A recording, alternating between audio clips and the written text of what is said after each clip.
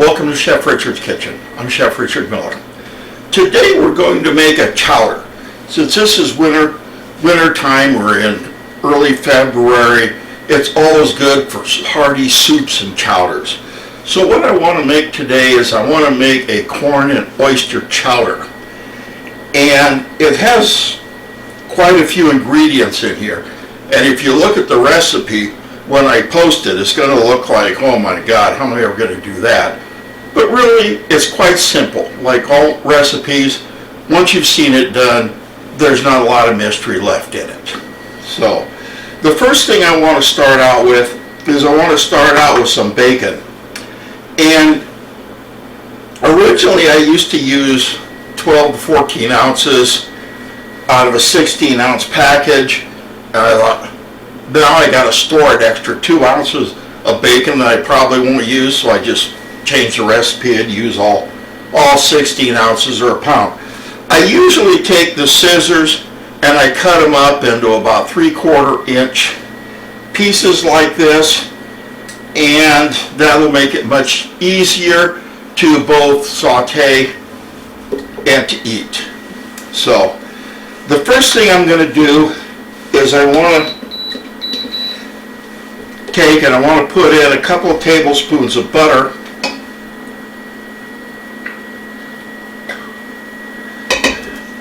and we'll let them start melting in there. For the oysters, I'm using sweet gold variety, and you can tell them, pretty much by their shell. Sweet gold are very sweet. They're very mild, slightly briny in there, but not a whole lot of salinity in there, and a good firm flesh. They're one of the better oysters, and I use them quite a bit. So, all right.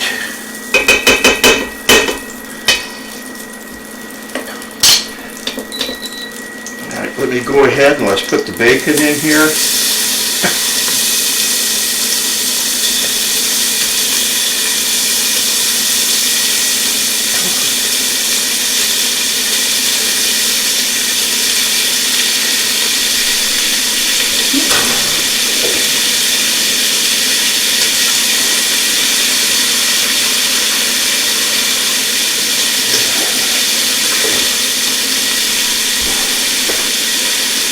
Wash my hands after handling raw pork.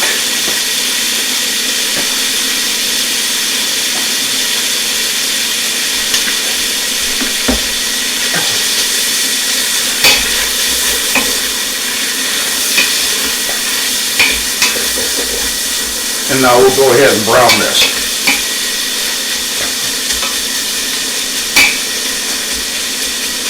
Some of these ingredients that we're going to put in, we have corn, celery, onion, carrots, and potatoes. And those are going to take a while pretty much to soften and come to, a good soft consistency. So I'm going to cut the film off, every now and then, just so I can do that. You don't have to stand there and watch.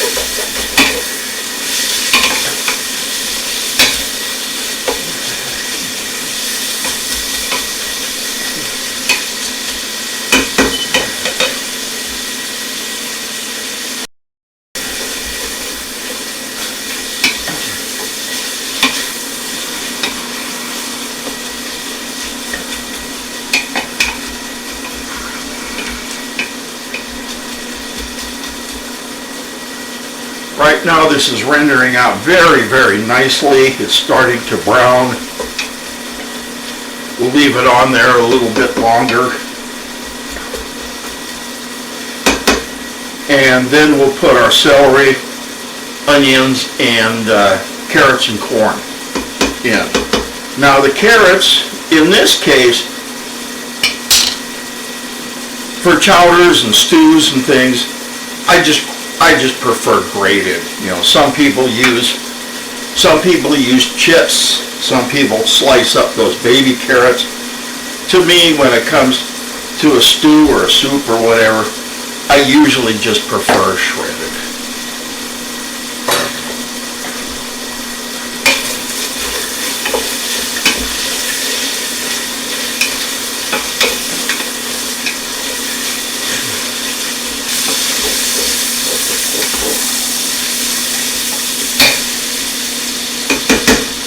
All right, now that our bacon's rendered down pretty well, I'm going to go ahead and I'm going to throw in the onions.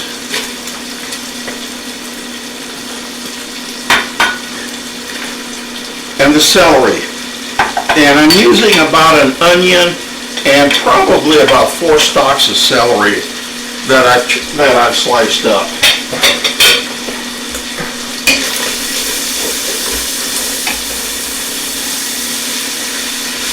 Until they're starting to get tender, the onions are getting translucent. Now, if I'm using carrot slices, I'd be putting them in about now, simply because they're going to take a little longer to get tender. Since I'm using shredded, I'm going to wait a little while.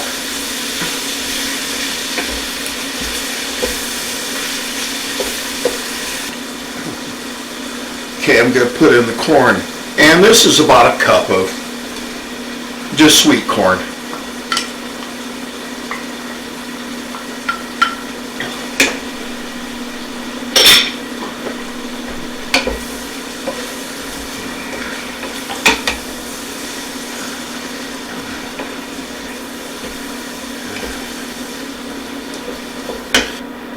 I'm going to put the lid on for a little bit.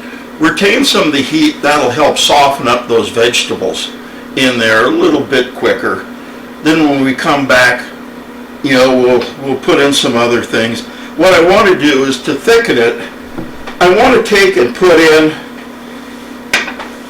about a half to 3/4 cup of flour when the vegetables are in there before I put any liquid in.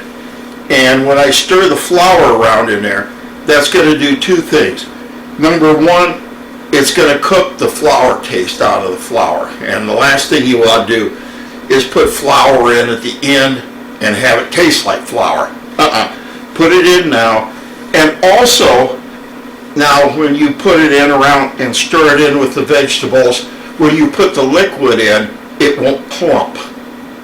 And so that's how you're going to take and you're going to keep this. You're going to thicken it, but keep it from clumping, is because we're going to put the flour in right in with the vegetables.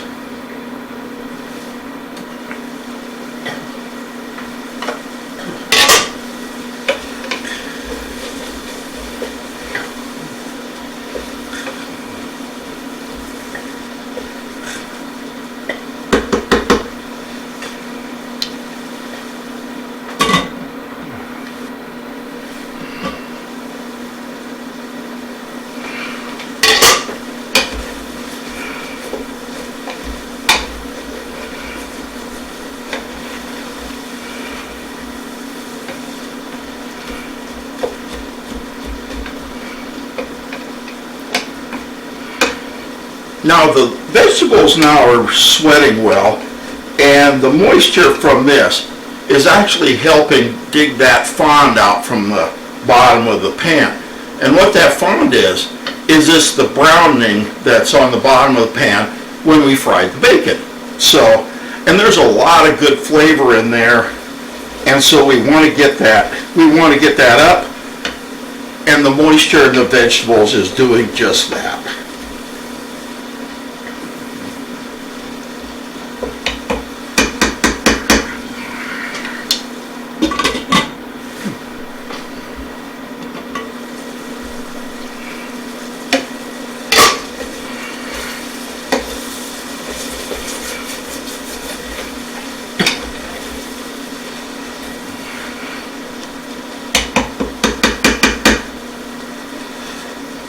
All right, so these are getting tender now. Let me put the carrots in.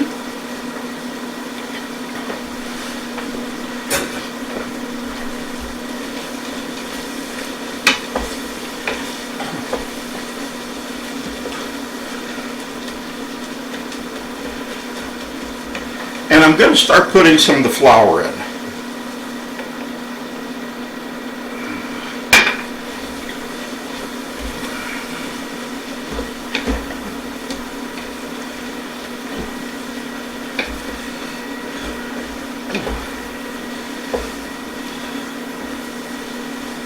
it's actually starting to get a little pasty in there, which is exactly what we want.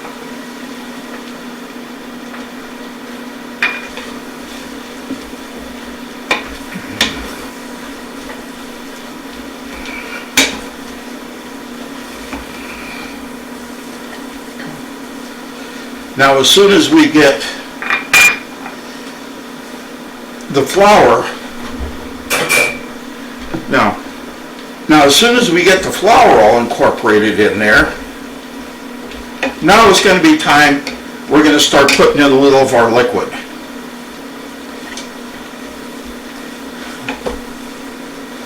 I'm just letting the flour taste get taken out of here.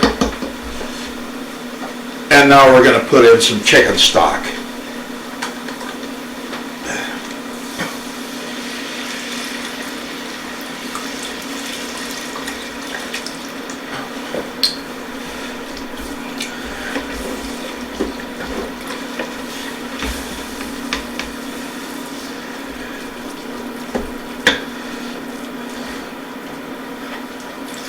Now, when I'm using the chicken stock and chicken broth, beef broth, bone broth, whatever, if I can, I always use a reduced sodium. And the reason for that is a lot of my friends, or maybe not a lot of them, but several, are on restricted salt or lower salt diets. And you'll find a lot of your guests will be like that. They'll be on probably a low sodium or sodium restricted, something like that, diet. And so I found this generally preferable to go ahead and use the lower salt alternatives, like condensed soup or a broth or something like that. And then at the end, if it needs a little salt and pepper, go ahead and put it in then. That way, you're not going to overpower some people, that may not be able to have that much. And remember, that's the thing I've been, telling you ever since we started this, is who's the main person you're thinking of when you're cooking. That's right, your guest. And so, don't ever let your food go out flabby. In other words, don't let it go out tasting flat. I mean, put enough in there to season it, but don't season it real heavily. There's always a salt shaker on the table if somebody wants some more, but you can't take it out.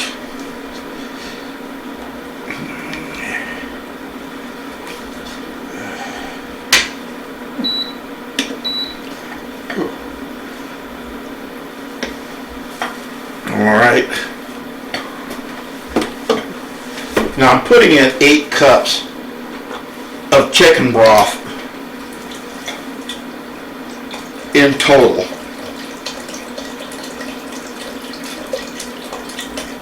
Each one of these holds approximately 4 cups. Is it complete 4 cups? No. But it's approximate 4 cups. All right.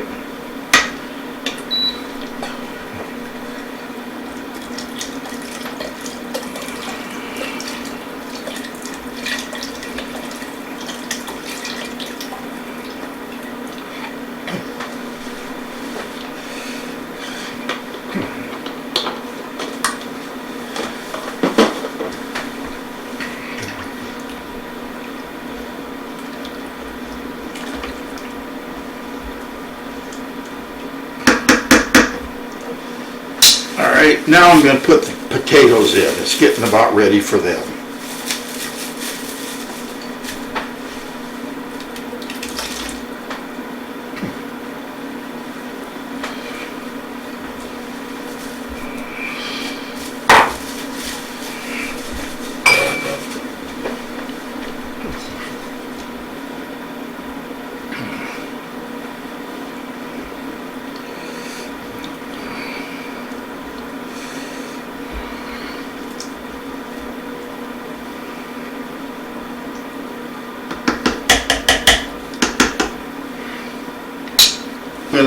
I'm going to put in some other seasonings now. I want to put in about half a dozen bay leaves. I think I used, well, there's 7 in there, but they were small. I have about, a teaspoon and a half of Worcestershire sauce. About, 3/4 teaspoon of salt. And like I said, I don't put a whole lot of salt in. I prefer to use the salt at the end.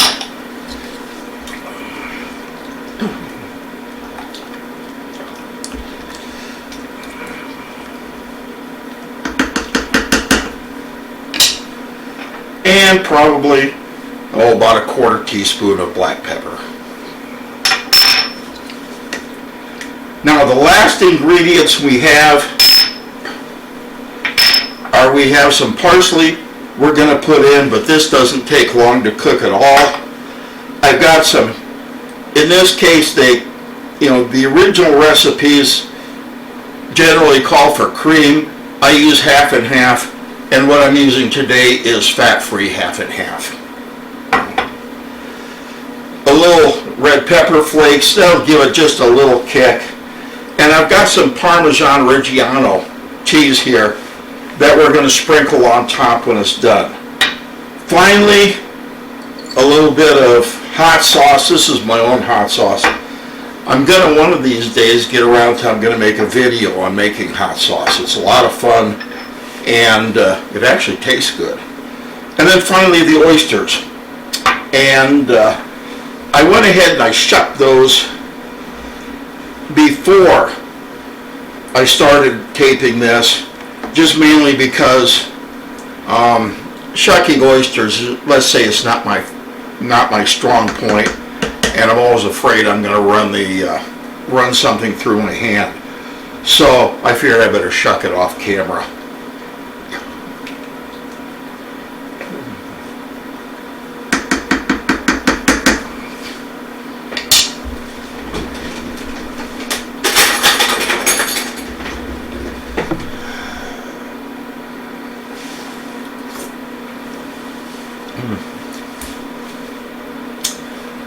Very good. And that another thing that I tell you is, start early in the game tasting this. If you get to the end and all of a sudden find out, you have too much of this or too much of that or not enough of this, it's a whole lot harder to correct it at the end than it is at the beginning and working up. So right now we're fine. I'll probably want to take and maybe put a little extra salt in it as we go. Although, remember, there's a certain amount of salinity in the oyster liqueur here. So, let's try it at the end to make sure we don't put too much in there. Right now, I'm going to put the lid on again, and I'm going to wait for this to come up to a boil. We'll probably have a little while, so I'll be back in a little. Okay, welcome back. We're down to the end right now. We've been letting it simmer. The flavors have melded nicely. Finally, it's time for the last part, and we're going to put in our oysters. And we're just going to simmer this just long enough so that the oysters get warm.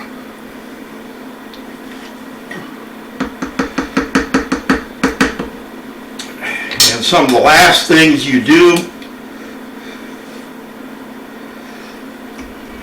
I got most of them already, but if you find a bay leaf left over in there, now's a good time to take it out. On the other hand, people are used to finding a bay leaf or something like that in their stews, so I wouldn't worry about it. Okay, we're ready to plate. Go ahead and just take your typical ladle,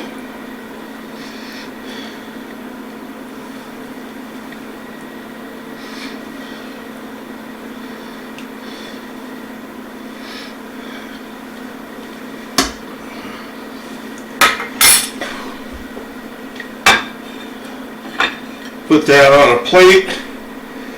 If you want to put a little garnish on there, you can. I'd also take and put some of this Parmesan Reggiano on it, and here you are.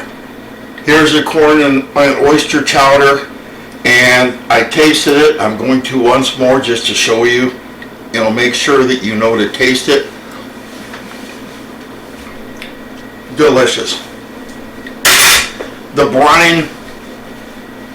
brine and the oysters just added a little bit of salinity in there, a little salt, and it's just, to me, it's ideal.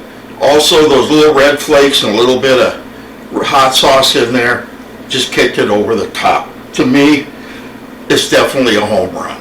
So, now of course I wouldn't say anything but that. Yeah, I would. If it didn't come out good, I would. So, anyway, here's how you serve.